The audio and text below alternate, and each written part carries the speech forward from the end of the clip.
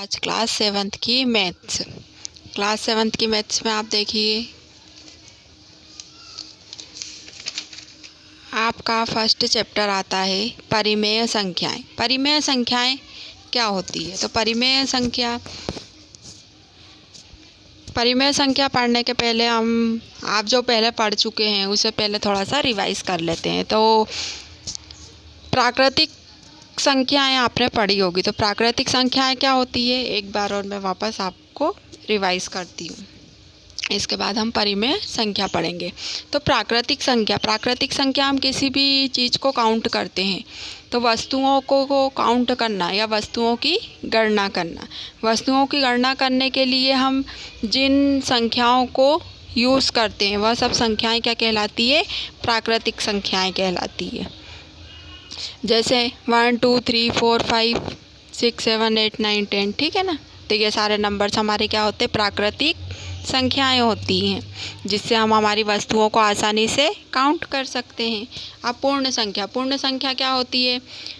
जितनी भी प्राकृतिक संख्या होती है, अभी हमने पढ़ा कि प्राकृतिक संख्या 1 2 3 4 5 होती है। फिर प्राकृतिक संख्या अनंत होती है अनंत होती है ना। हम कभी रुकते हैं क्या? नहीं रुकते हैं।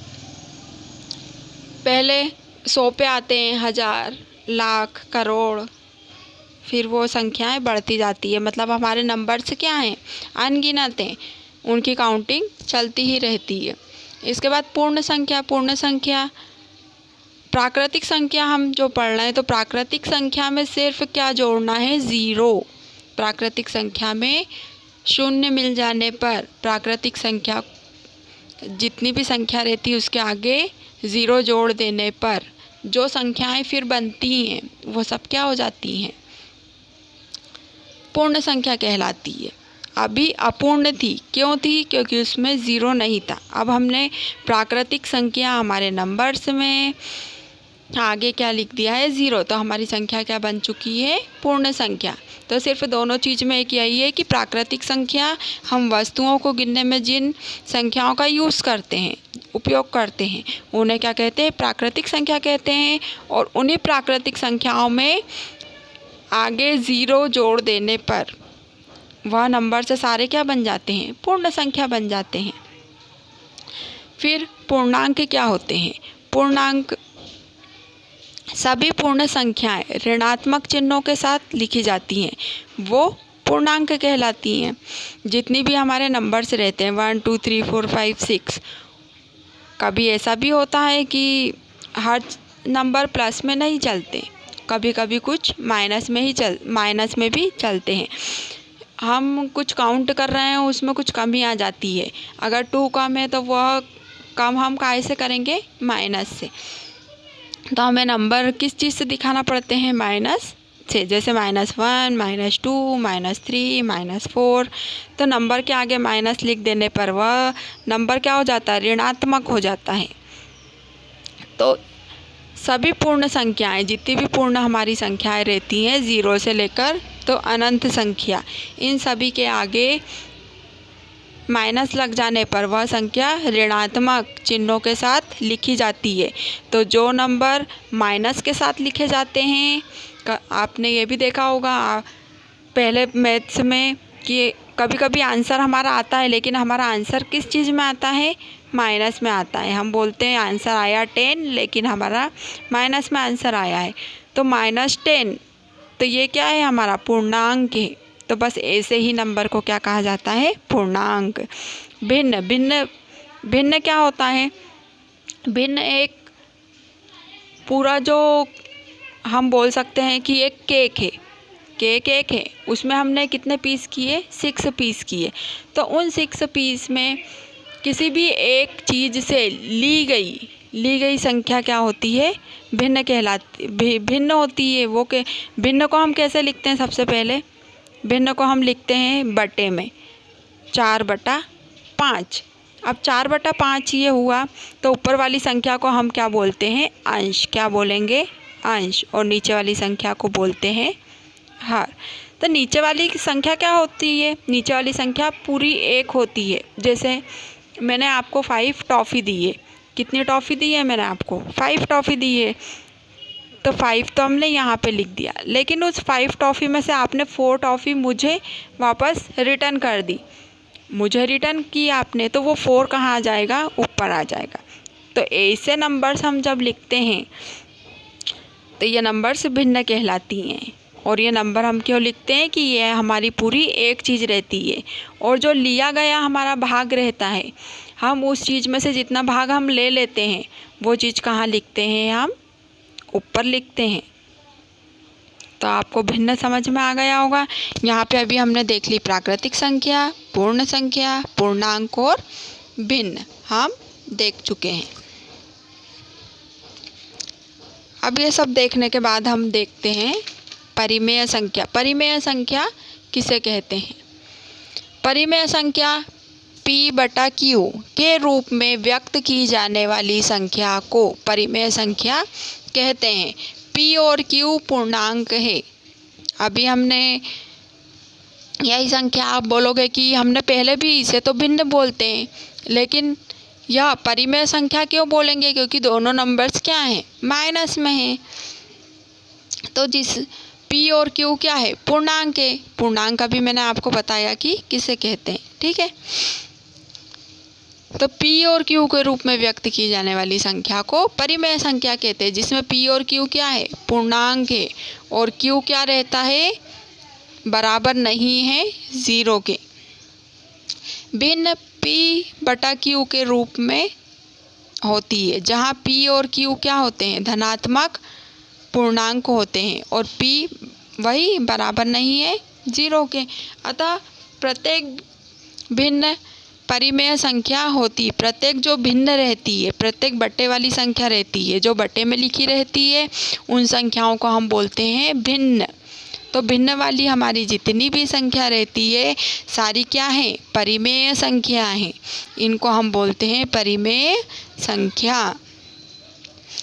पूर्णांक को परिमेय संख्या के रूप में लिखा जाता है। उदाहरण के लिए 7।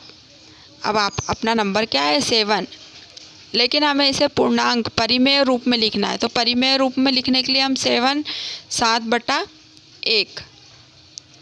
फिर -7/1, तो इसका आंसर क्या होगा, -7। अब -5 को हम कैसे लिखेंगे, -5/1। अतः सभी पूर्णांकों को P/Q के रूप में व्यक्त किया जाता है।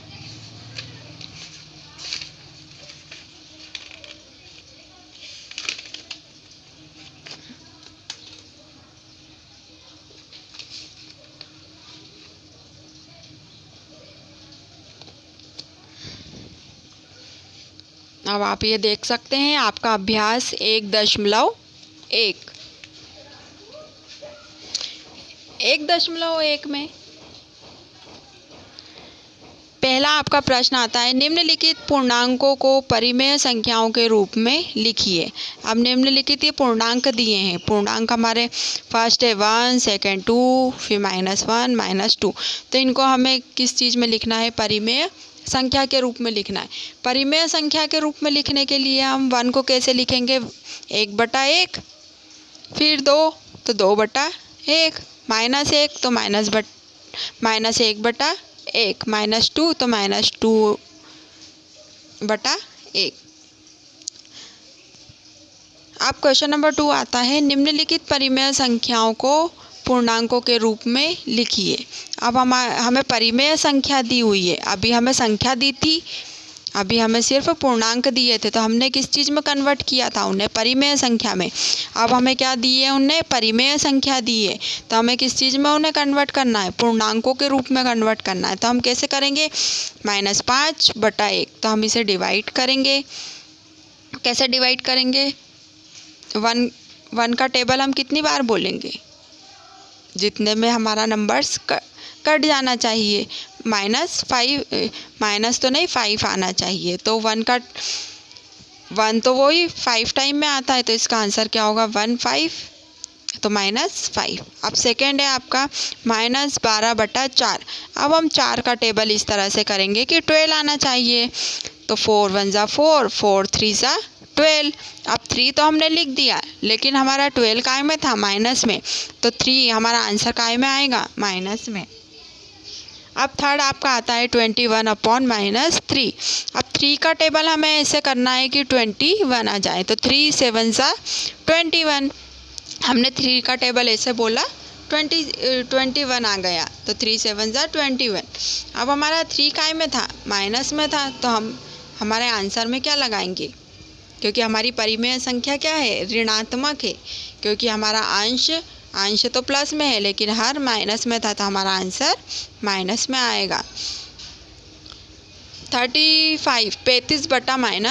अब हम 7 का टेबल इस तरह से करेंगे कि 35 कट जाए तो 7 का टेबल बोलेंगे, 7 5 सा 35। ये भी हमारी ऋणात्मक संख्या है, तो हमारा आंसर माइनस में आएगा।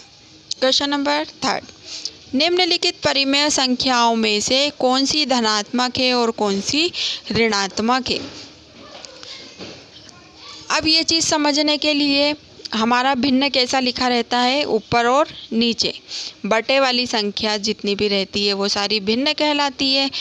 तो अगर भिन्न में हमारा अंश और हर, अंश भी प्लस का है और हर भी प्लस का है, अगर दोनों चीज़ आपकी प्लस में रहती है तो वह संख्या कौन सी होगी, धनात्मक। जैसे आप ये वाला नंबर देख सकते हैं 6/7, 6 भी हमारा प्लस का है, 7 भी प्लस का है, तो ये संख्या हमारी कौन सी हो गई, धनात्मक।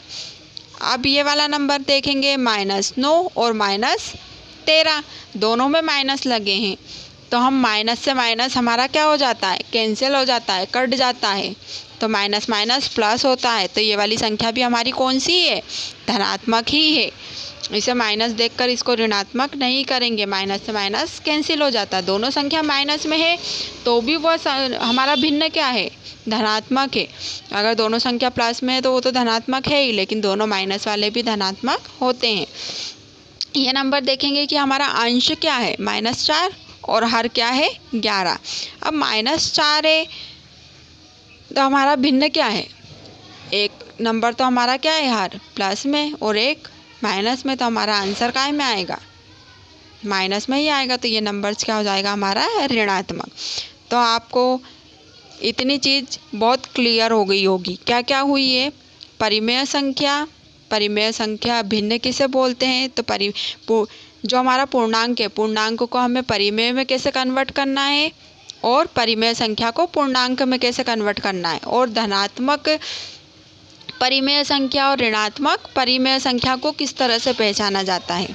तो आप अब इसे अपने घर पर एक बार और रिवाइज़ करेंगे, अच्छे से समझेंगे और अपनी कॉपी पे करके देखेंगे।